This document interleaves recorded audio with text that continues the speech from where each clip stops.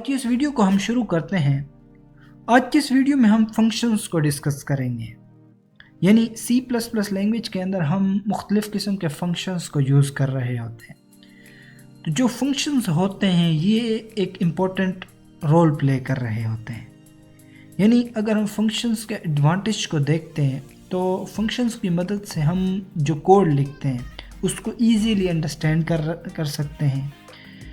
इसके अलावा हमारे पास जो एक कोड को रीड करने की एबिलिटी होती है वो भी आ जाती है। हम उसको आसानी से रीड भी कर सकते हैं और हम अपने कोड को रीयूज़ भी कर सकते हैं। तो ये चीज़ होती है फंक्शन के रिलेटेड। यानी आप ऐसे समझें कि ये फंक्शंस के एडवांटेज हैं। अब देखें फंक्शंस जो होते हैं ये भी दो टाइप्स के होते हैं। फंक्शंस एक तो हमारे पास आ जाता है यूज़र डिफाइंड फंक्शन और एक आ जाता है हमारे पास बिल्ट इन फंक्शन। तो बेसिकली जो बिल्ट इन फंक्शंस होते हैं वो कंपाइलर को पता होता है उनकी डिफिनीशन, यानी उनका कोड जो होता है वो कंपाइलर के पास खुद से होता है।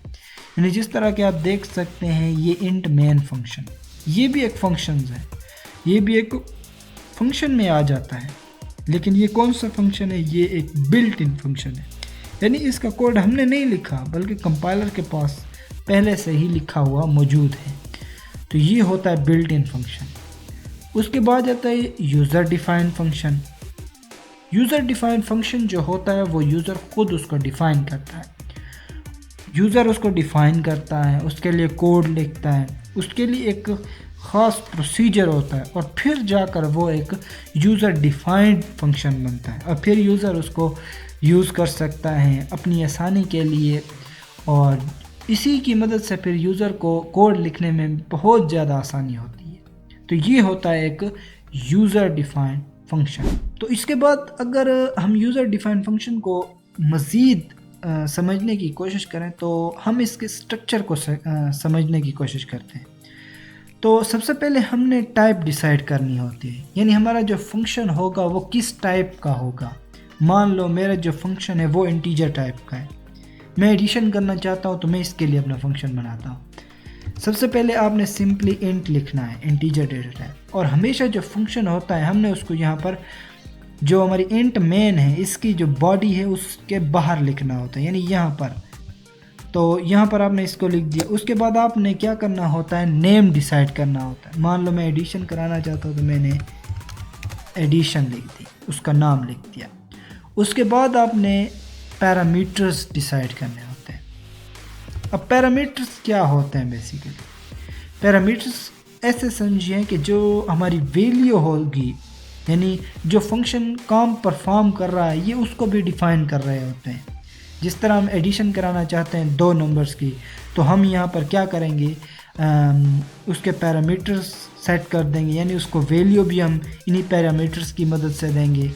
तो मैं यहाँ पर क्या करता हूँ, मैं यहाँ पर दो वेरिएबल बनाता हूँ जो कि एज अ पैरामीटर एक्ट कर रहे होंगे, x and again int y का ये वेरिएबल बन गए। तो ये होते हैं हमारे क्या, ये हमारे पास पैरामीटर्स हैं, ये उसका नाम है और ये फंक्शन की डेटा टाइप है।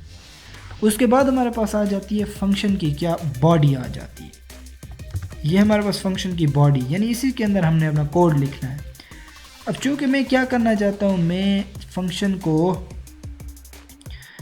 फंक्शन के ऐसा फंक्शन बना रहा हूँ जिसमें मैं एडिशन करने वाला हूँ, तो मैं एडिशन के लिए अपना कोड लिखता हूँ। मान लो मैं सी आउट ऐसे करता हूँ, मैं कोई वैल्यू ले रहा हूँ अपने यूज़र से। मैं यहाँ पर लिख देता हूँ इंटर योर फर्स्ट वैल्यू, ये हमारे पास आ गई। तो मैं इसको क्या करता हूँ, यहाँ से एंड लाइन लगा देता हूँ और सी इन कराता हूँ मैं डेटे को। यानी हमारा जो डेटा सी इन होगा तो वो फिर इसी जो वेरिएबल हम डिसाइड करेंगे उसके अंदर जाएगा। तो यहाँ पर मैं एक और बात भी आपको बताता चलूँ कि चूँकि हमने यहाँ पर इंट रखा हुआ है और पैरामीटर्स भी दिए हुए हैं, तो ये चीज़ इस इस बात को इंडिकेट कर रही है कि हमारे पास जो ये फंक्शन होगा ये टेक समथिंग का फंक्शन होगा, और फिर ये हम पर है कि हम इसको किस तरीके से डिज़ाइन करते हैं, यानी टेक समथिंग और रिटर्न समथिंग या रिटर्न नथिंग का रखना चाहते हैं, या किस तरीके से हम इसको बनाना चाहते हैं। तो ये भी आपको बात समझ आ जानी चाहिए कि जब हम डेटा टाइप सेट करते हैं, जब हमने डेटा टाइप कोई सेट कर दी, तो इसका मतलब ये है कि ये जो फंक्शन होगा ये रिटर्न समथिंग का होगा, यानी कोई ना कोई चीज़ ये रिटर्न करेगा जब हम डेटा टाइप सेट कर देंगे। तो अब यहाँ पे हमने इंटीजर डेटा टाइप सेट कर दिए, तो हम यहाँ पर इस डेटे को क्या करना चाहते हैं, यानी रिटर्न भी कराना चाहते हैं। यानी जहाँ पर फिर हम इसको कॉल करेंगे, बुलाएंगे अपने फंक्शन को, फिर ये वहीं पर हमारा क्या होगा, रिटर्न हो जाएगा डेटा। तो अब यहाँ पर आप क्या करें, सी इन आप यही वाले पैरामीटर्स इस्तेमाल कर सकते हैं। सिंपली हम इसको x और ये मैंने टर्मिनेटर लगाया और सी आउट अगेन आप कर दें, और वैल्यू आप यहाँ पर पुट कर दें। यहाँ पर आप कमांड इस तरीके से लिख दें कि इंटर योर सेकंड वैल्यू, ये सेकंड वैल्यू आ गई। उसके बाद आप यहाँ पर इसको ख़त्म कर दें, सीन अगेन कर दें, सीन अब आप क्या कर दें वाई के अंदर, यानी जो हमने पहले से डिफ़ाइन कर रखे हैं वेरिएबल्स जो हमने डिक्लेयर इनिशियल कर रखे हैं उसके अंदर आप इसको पुट करते हैं। अब क्या करें, हम इसको एडिशन कराना चाहते हैं। आप एक और इंटीजर यहाँ पर नीचे भी बना दें, इंटीजर आप r बना दें, इन दोनों का जो रिज़ल्ट स्टोर करेगा, और आप r को इक्वल कर दें किसके, x प्लस y, और आप इसको रिटर्न करा दें, इसको रिटर्न करा दें जिसके अंदर रिज़ल्ट है r के अंदर, r को आप रिटर्न करा दें। तो मैं उम्मीद करता हूँ कि आपको इतनी हमारी जो हमने कोड लिखा है इसकी समझ आ चुकी होगी। यानी हम यहाँ पर इस चीज़ को भी डिस्कस करते चलें कि हमारे पास जो फंक्शंस होते हैं, कुछ फंक्शंस ऐसे होते हैं जो टेक समथिंग के होते हैं, टेक नथिंग के होते हैं। ये जो हमने फंक्शन बनाया है ये टेक समथिंग और रिटर्न समथिंग का हो। मैंने आपको बताया है क्योंकि मैंने यहाँ पर डेटा टाइप लिख दिए, तो ये हमारा फिर कुछ ना कुछ चीज़ को रिटर्न कर रहा होगा, और वो भी इंटीजर डेटा टाइप को रिटर्न करेगा। तो चूँकि ये इंटीजर डेटा टाइप को रिटर्न करेगा तो इसलिए ये फिर रिटर्न समथिंग का भी होगा, यानी टेक समथिंग और रिटर्न समथिंग। इसी तरीके से अगर हम यहाँ पर इस तरह भी इसको कर सकते हैं कि ये टेक समथिंग हो और रिटर्न नथिंग भी हो, यानी कोई डेटा लेगा उसको रिटर्न नहीं करेगा, बल्कि हम यहाँ पर इसको सी आउट करा देते हैं, यानी हम इसको यहाँ पर सी आउट करा देंगे और फिर हम इसी फंक्शन को कॉल कराएंगे। इस कहीं पर भी कॉल करा सकते हैं, मान लो मैं इंट मेन के अंदर कॉल कराता हूँ अपने फंक्शन को, तो वो वहाँ पर सी आउट हमारा देखने को मिलेगा। यहाँ पर क्या हुआ, टेक समथिंग तो हो रहा है लेकिन जो रिटर्न है वो नहीं हो रहा, बल्कि हम फंक्शन को जब बुला रहे हैं तो वो ख़ुद उसको सी आउट कर रहा है। इसी तरीके से अगर हम इससे डेटा भी मतलब नहीं लेते, यानी टेक भी नहीं करते, टेक समथिंग नहीं करते, तो यहाँ पर हम इसको डायरेक्ट भी यहाँ पर वेरिएबल दे के पैरामीटर नहीं सेट करते, हम यहाँ पर भी इसके वेरिएबल्स बनाकर इस तरीके से करके और इसको यहाँ पर फंक्शन को कॉल करा सकते हैं, और ये भी वही हमारी एडिशन कर सकता है। तो बेसिकली ये हमारे पास फंक्शंस की नेचर्स होती हैं। तो ये भी आपको समझना आपके लिए ज़रूरी है, क्योंकि ये हम फिर जब आगे कोडिंग करते हैं तो हमें ये फिर हेल्पफुल हो जाता है, हमारे लिए कोड लिखना भी और डेटे को इन या आउट कराना भी ईजी हो जाता है। तो अब हमने चूँकि यहाँ पर पैरामीटर सेट किए हुए हैं, अपने कोड की तरफ आते हैं। तो चूँकि पैरामीटर सेट हैं तो इनके अंदर वैल्यू भी भेजनी होगी, तो हम क्या करते हैं, यहाँ पर हम अपने कोई वेरिएबल्स और ले लेते हैं।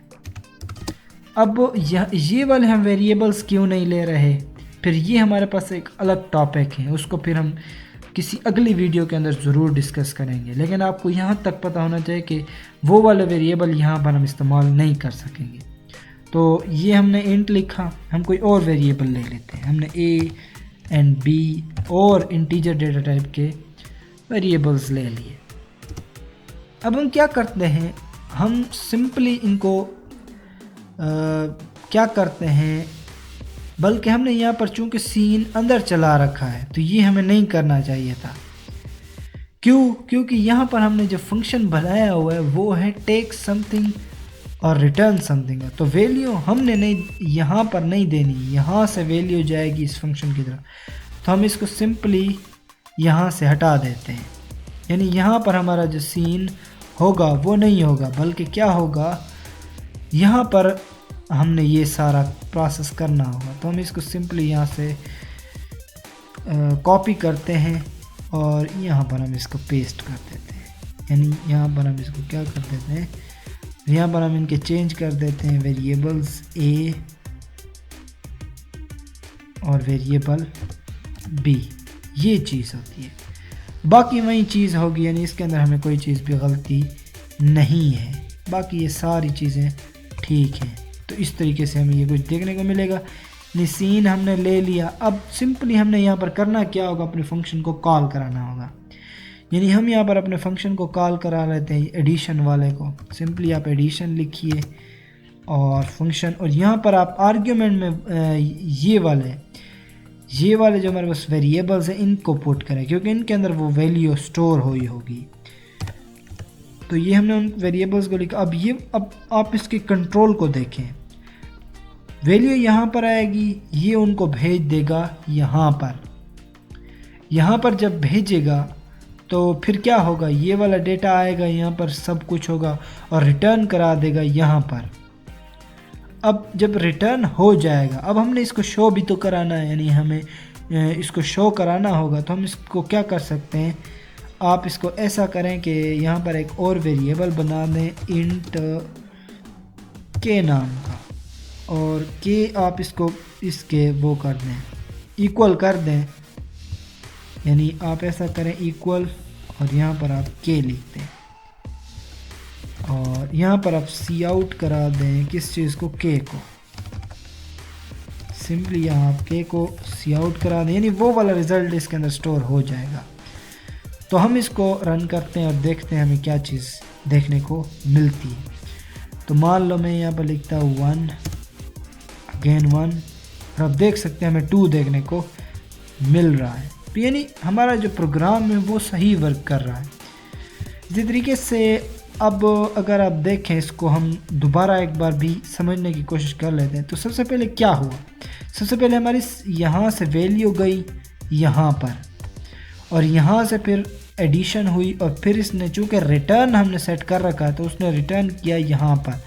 अब इस एडिशन के पास रिटर्न वाला आंसर है, इसने क्या किया, इसके अंदर के अंदर इसको स्टोर कर दिया, और के को फिर हमने यहाँ पर सी आउट करा दिया। अब आप देख सकते हैं कि इतना सा हमारे पास ये फंक्शन है और ये सारा ये परफॉर्म कर रहा है, जो ऑपरेशन है वो सारा चल रहा है। तो ये होता है एक फंक्शन की कहानी। और इसी तरीके से आप इस फंक्शन को, हमने यहाँ पर इस फंक्शन को क्या किया, कॉल किया और फिर इस फंक्शन ने अपना जो प्रोसेस था वो सारा कर दिया। अब चूँकि हमने ये जो फंक्शन बनाया है ये किस तरीके से है, ये एक ऐसी नेचर का है कि जो टेक समथिंग करता है और रिटर्न समथिंग करता है।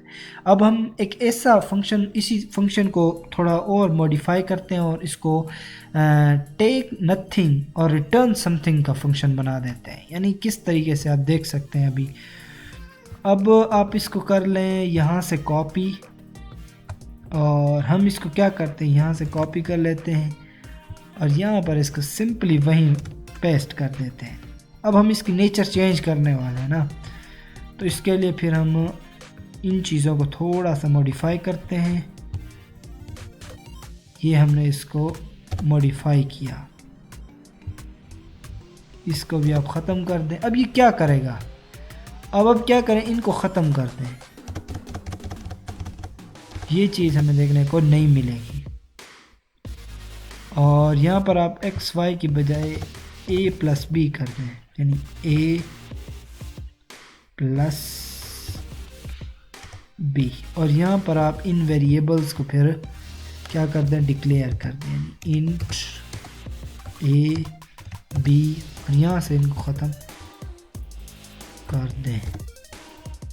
हम इस के को भी ख़त्म कर देते हैं। तो ये हमने कर दिया। अब देखें वही चीज़ें हैं, सिर्फ थोड़ी बहुत हमने इसके अंदर मॉडिफिकेशन कर दी। अब ये रिटर्न करेगा आर को, रिटर्न करेगा आर को कहाँ पर, यहाँ पर। हम सिंपली इसको क्या करते हैं, हम यहाँ पर अपने फंक्शन को कॉल करते हैं।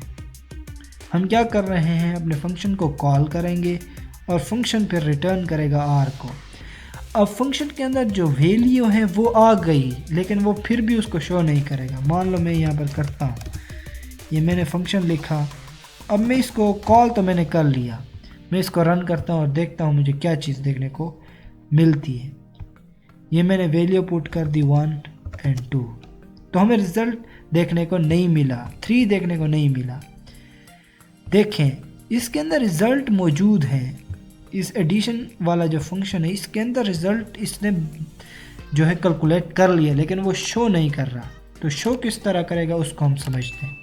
हम सिंपली यहाँ पर एक और वेरिएबल बनाते हैं। मान लो मैं यहाँ पर एक वेरिएबल बना लेता हूँ x नाम का, और मैं करता हूँ कि x हमारा बराबर हो जाए x is equal to addition. अब मैं सी आउट कराता हूँ किसको, एडिशन को, सॉरी x को मैं सी आउट करा देता हूँ। और अब मैं इसको क्या करता हूँ, रन करता हूँ, और अब हम इसको चेक करते हैं कि ये किस तरीके से वर्क कर रहा होता है। 2 + 2, तो अब देख सकते हैं 4। तो ये हमारे पास अब फंक्शन अगर आप देखें तो ये टेक नथिंग का है लेकिन रिटर्न समथिंग का है। तो ये फिर कुछ इस तरीके से आ जाती है बात। इसी तरीके से अगर आप एक और काम कर लें, यानी आप चाहते हो कि आपके पास एक ऐसा फंक्शन बन जाए जो टेक्स नथिंग का और रिटर्न नथिंग का, तो आप वो भी कर सकते हैं। मान लो आपने इसको ख़त्म कर दिया, रिटर्न कुछ नहीं कराना चाहते, आप इस इंट को भी अब ख़त्म कर दें। सिंपली आप यहाँ पर क्या कर दें, यहाँ पर आप लिख दें सी आउट करा दो किस चीज़ को, r को, बस चीज़। और यहाँ पर अगर आप void लिख दें तो सही है, अगर आप नहीं लिखते तो वो फिर खुद ब खुद कंपाइलर भी इसको समझ लेता है कि ये जो फंक्शन है ये take nothing and return nothing का है। तो अब आपने सिर्फ एक काम करना हो कि फंक्शन को बुलाना होगा। मैंने यहाँ पर फंक्शन को कॉल किया, ये फंक्शन कॉलिंग होती है बेसिकली, बस ख़त्म। मैं इसको रन करता हूँ और हमारा जो फंक्शन है सही तरीके से काम करना तो चाहिए। देखते हैं, ये मैंने 2 पुट किया, अगेन 2 पुट किया, और अब देख सकते हैं 4। तो ये भी आपको समझ आ जाना चाहिए। तो ये होती हैं बेसिकली फंक्शन नेचर। तो मैं उम्मीद करता हूँ कि आज की हमारी ये जो मज़ेदार वीडियो थी आपको अच्छी लगी होगी। तो मिलते हैं इसी तरह मज़ेदार वीडियो के साथ।